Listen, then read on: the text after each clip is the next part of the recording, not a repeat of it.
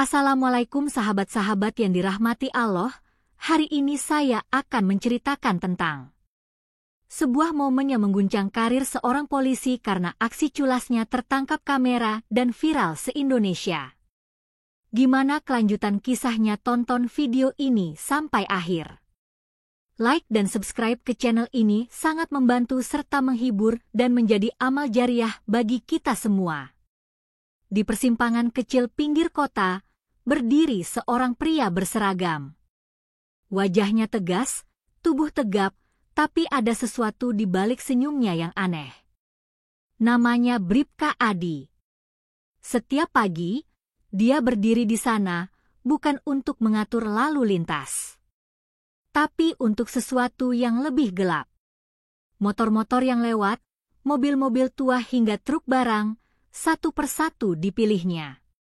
Tanpa alasan jelas, tangan kanannya terangkat, memberi isyarat untuk berhenti. Para pengemudi yang kaget menepi, membuka kaca jendela, lalu bisikan pelan terdengar. "Saya bantu, asal ngerti aja." Kalimat itu singkat namun berbobot. Semua paham, artinya hanya satu, uang pelicin. Tidak ada surat tilang, tidak ada sidang, hanya lembaran lusuh yang berpindah tangan dengan cepat. Bribka Adi tidak peduli pada hukum yang seharusnya ia jaga. Baginya, jalanan itu miliknya. Ia raja di atas aspal. Waktu berjalan. Pundi-pundinya makin tebal. Ada yang diam karena takut, ada yang pasrah karena malas berdebat. Setiap pagi, Bribka Adi mengulang ritual itu. Seolah dunia ini akan terus memaafkan ketamakannya. Tapi apa yang tidak ia ketahui, di sudut tinggi tiang listrik, sebuah alat kecil baru saja dipasang. Tanpa ia sadari, sebuah CCTV mengawasi gerak-geriknya. Kamera itu merekam semua, dari detik pertama hingga tangan-tangan gelap itu bekerja. Sementara Bribka Adi terus tersenyum puas, nasibnya diam-diam tengah ditulis ulang. Takdir yang tidak pernah ia duga, mulai berputar pelan. Dan semuanya akan bermula dari satu kejadian kecil yang seharusnya bisa ia hindari. Pagi itu terasa biasa saja bagi Bribka Adi. Udara sedikit berdebu, matahari belum terlalu terik. Ia sudah berdiri di sudut jalan, tangan siap memberi aba-aba, mata mencari mangsa. Seperti biasanya, kendaraan-kendaraan kecil lebih dulu menjadi target. Seorang bapak tua dengan motor butut melaju pelan. Bribka Adi langsung mengangkat tangan. Si bapak dengan patuh menepi. Ada getar ketakutan di wajahnya. Ia sudah tahu harus menyerahkan beberapa lembaran lusuh agar cepat dilepaskan. Bribka Adi tersenyum samar. Tangan kirinya santai di pinggang, tangan kanannya menerima uang yang diselipkan dalam surat kendaraan. Semuanya berjalan cepat, licin seperti biasa. Tapi dari balik kabel-kabel listrik, lensa kecil itu bekerja tanpa suara. CCTV merekam setiap gerakan kecil. Setiap isyarat tangan. Setiap lembaran yang diselipkan dengan tergesa-gesa. Dan kali ini, rekamannya lebih jelas dari biasanya.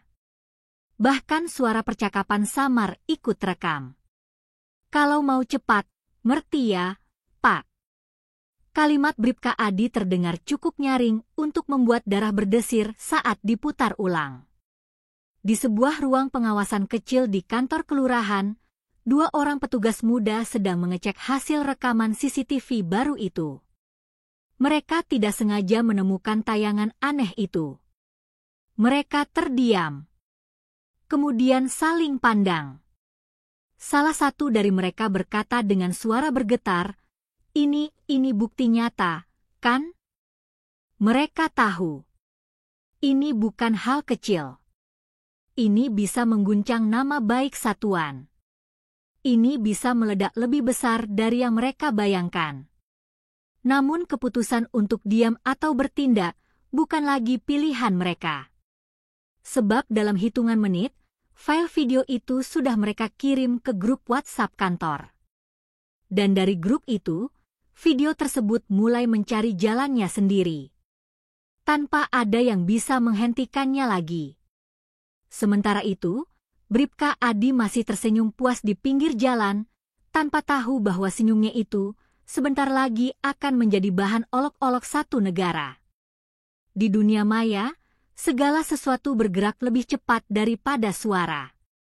Begitu juga dengan video Bribka Adi.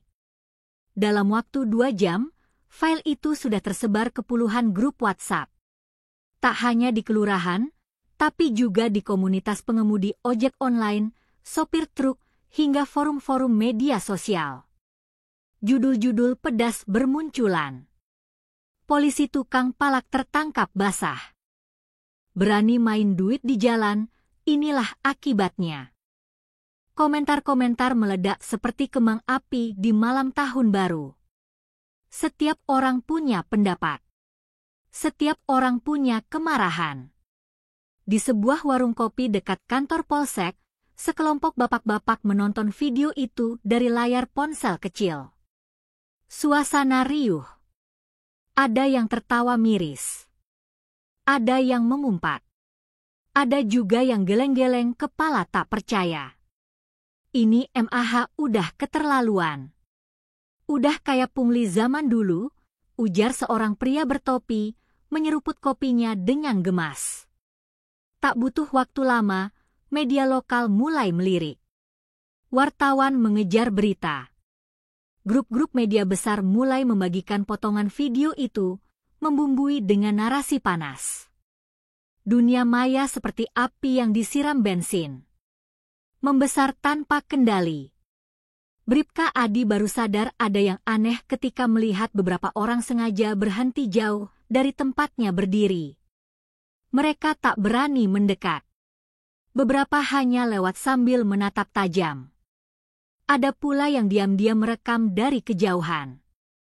Perasaan tidak nyaman mulai merayapi dadanya. Ia mengecek ponsel bututnya. Puluhan notifikasi masuk. Grup rekan-rekannya di kantor penuh dengan chat. Bro, lu viral. Wah, hati-hati, nama lu disebut.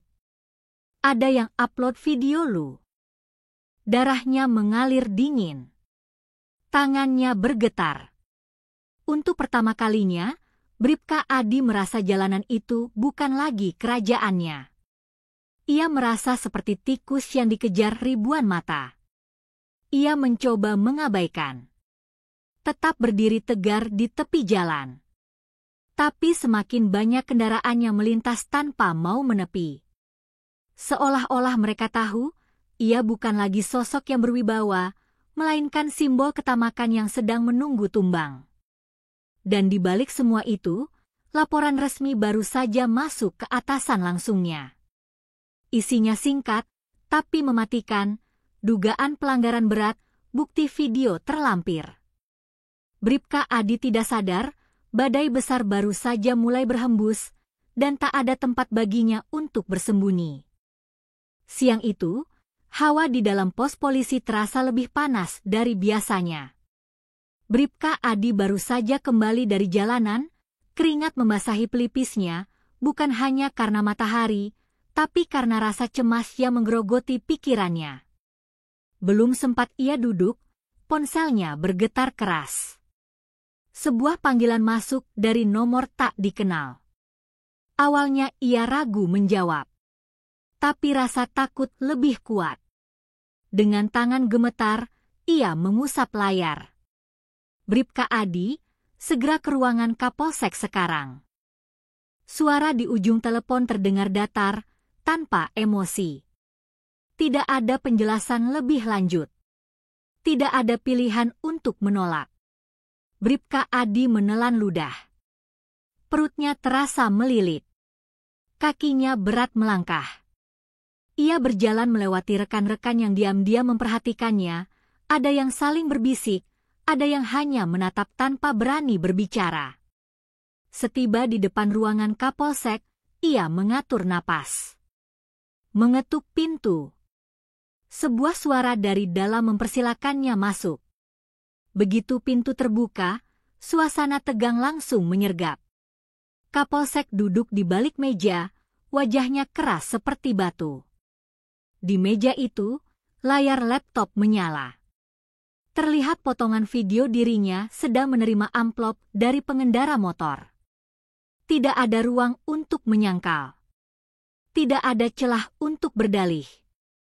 "Ini kamu?" Pertanyaan itu meluncur seperti peluru. Bribka Adi mencoba membuka mulut, tapi suara yang keluar hanya gumaman tak jelas. Ia tahu, semua sudah jelas. Tidak ada alasan yang bisa menyelamatkannya. Tidak hari ini. Kapolsek berdiri, menatap tajam. "Mulai detik ini, kamu dibebas tugaskan dari lapangan. Persiapkan diri untuk pemeriksaan internal. Dan mungkin lebih buruk." Bribka Adi merasa dunia berputar. Ia mencoba berdiri tegak, tapi lututnya gemetar. Dengan kepala tertunduk, ia keluar dari ruangan itu. Langkah-langkahnya terasa seperti membawa beban ribuan kilo. Di luar, kabar tentang dirinya sudah menyebar lebih luas. Wartawan mulai berdatangan ke polsek. Kamera-kamera menyorot setiap sudut. Seolah-olah mereka semua hanya menunggu satu pemandangan, kejatuhan seorang raja jalanan. Dan Bribka Adi kini hanya bisa bertanya dalam hati, bagaimana semua ini bisa runtuh secepat itu? Sore hari, hujan turun membasahi aspal. Namun air langit itu tidak mampu meredam panasnya amarah masyarakat. Di luar kantor polsek, sekelompok orang berkumpul, membawa poster sederhana bertuliskan "Stop Pungli" dan "Kami ingin keadilan". Beberapa wartawan sibuk merekam, mikrofon-mikrofon diarahkan ke wajah-wajah marah. Nama Bribka Adi sudah terlalu terkenal untuk disembunyikan. Foto dirinya dari potongan video tersebar luas. Orang-orang tak lagi menyebutnya sebagai polisi, melainkan tukang palak berseragam. Di media sosial, komentar pedas datang bertubi-tubi. "Beginikah wajah penegak hukum kita? Malu, seragam dipakai untuk menindas rakyat kecil. Berani karena biasa. Kali ini harus dihukum." Bribka Adi, yang hanya bisa duduk di ruang tahanan sementara, membaca semuanya dari layar kecil ponsel bututnya. Setiap kata umpatan seolah menggores dadanya. Setiap emoji marah terasa seperti tamparan keras di wajahnya. Tak ada rekan yang datang membela. Tak ada atasan yang menunjukkan simpati. Dunia seperti membalikkan badan dan menginjak-injak harga dirinya. Ia kini hanya sosok kecil yang dikecam ribuan mulut tanpa henti. Di sudut lain kota, para sopir ojek online mengadakan konvo kecil. Mereka membunyikan klakson serempak, melintas di depan polsek. Sebuah bentuk protes diam tapi penuh makna. Mereka menuntut keadilan. Mereka menuntut perubahan.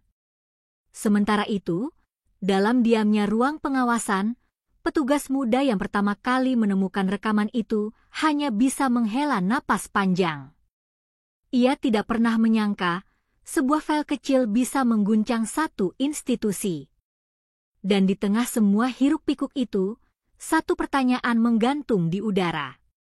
Bukan tentang siapa yang salah, tapi tentang berapa lama lagi sistem ini bisa bertahan sebelum benar-benar runtuh.